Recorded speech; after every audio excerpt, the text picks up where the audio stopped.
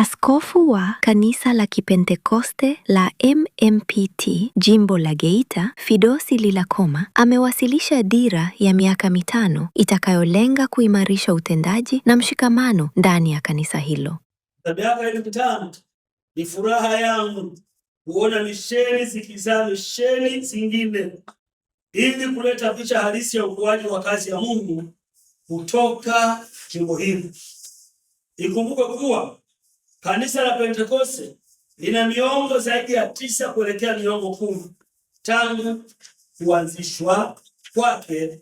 Katika hotuba yake, Askofu Lilakoma amesisitiza umuhimu wa kanisa kuwa na malengo madhubuti ili kuhakikisha maendeleo ya kiroho na kiutendaji yanafikiwa. Ni vizuri sisi watumishi wa Mungu tukajipambanua ya kwamba muda wa kutembea bila malengo haupo. Kwani kukosa malengo ni kutembea kwa kubahatisha. Ni wajibu wetu sasa kuwa na malengo kama jimbo, lakini kama misheni, kila misheni kwenye eneo lake, lakini parish kwa eneo lake, na hata tawi pia kuwa na malengo.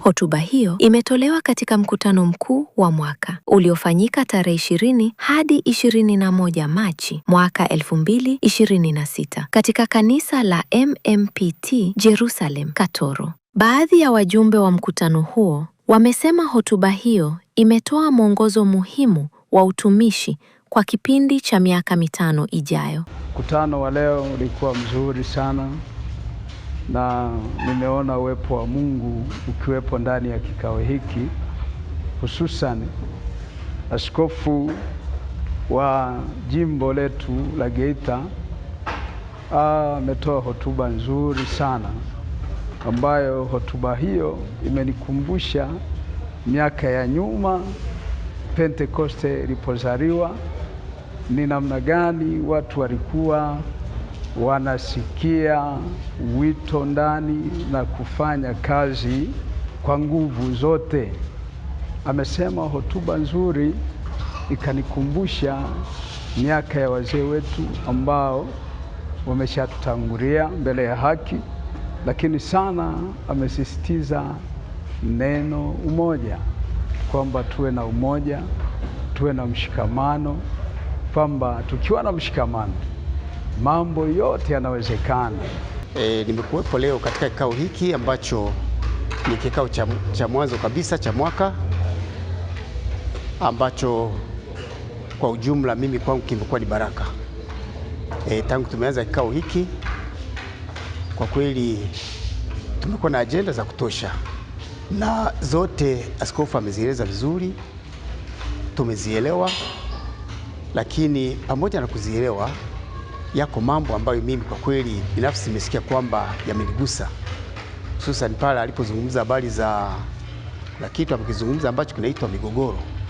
Akasema yeye sio kawaida yake, sio tabia yake kuwa na migogoro, na akasema akatuasa hata sisi ndani ya misheni zetu, ndani ya maparishi, hata ndani ya matawi yetu, tujiepushe kitu ambacho kinaitwa migogoro. Si kitu kizuri na wala hakijengi. Ukweli hotuba yake imekuwa ni hotuba nzuri ya kututoa sehemu na kutupeleka sehemu nyingine. Binafsi nimeelewa vizuri, nimejengwa vizuri na hotuba yake, na hata tulipofikia kwenye agenda zilikuwa ni agenda ambazo zilikuwa ni za kulijenga kanisa la Mungu, na mimi kama mimi nimezipokea vizuri kabisa hizo agenda, na makusudi kabisa ni kwamba tupate kuliendeleza jimbo letu. Utekelezaji wa dira hiyo unatarajiwa kuleta mabadiliko chanya na kuimarisha umoja ndani ya jimbo la Geita. Ikiripoti kutoka Katoro, Geita, hii ni Glory Online TV.